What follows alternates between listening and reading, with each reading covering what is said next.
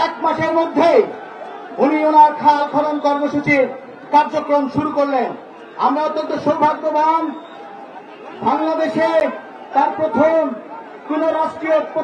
সফরে এ পর্যায়ে আজকে এই সমাবেশের খাল খনন কর্মসূচির প্রধান অতিথি বিএনপি চেয়ারম্যান ও গণপ্রজাতন্ত্রী বাংলাদেশ সরকারের প্রধান অতিথি জনাব তারেক রহমান খাল খননের মধ্য দিয়ে আজকে নির্বাচনী প্রতিশ্রুতি এক মাসের মধ্যেই উনি ওনার খাল খনন কর্মসূচির কার্যক্রম শুরু করলেন। আমরা অত্যন্ত সৌভাগ্যবান, বাংলাদেশে তার প্রথম সফরে আমরা আজকে কালের সাক্ষী হয়ে রইলাম। আপনারা সকলে জানেন,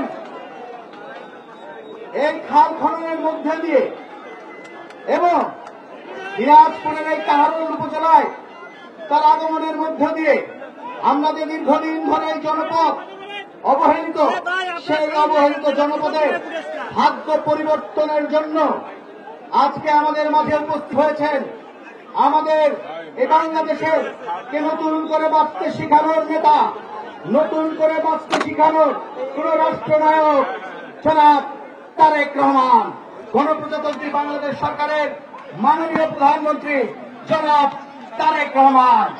খাল খননের মধ্য দিয়ে এবং বৃক্ষরোপণের মধ্য দিয়ে উনি 20,000 কিলোমিটার খাল খননের যে কর্মসূচি তার শুরু করলেন এবং এটি দিনাজপুর সহ 51টি জেলায় একযোগে এই খাল খনন কর্মসূচির শুভ উদ্বোধন করলেন। আমাদের মাঝে উপস্থিত হয়েছেন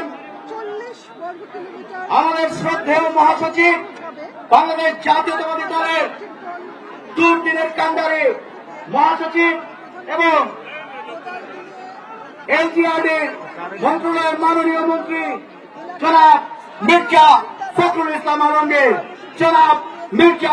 ইসলাম আলমগীর।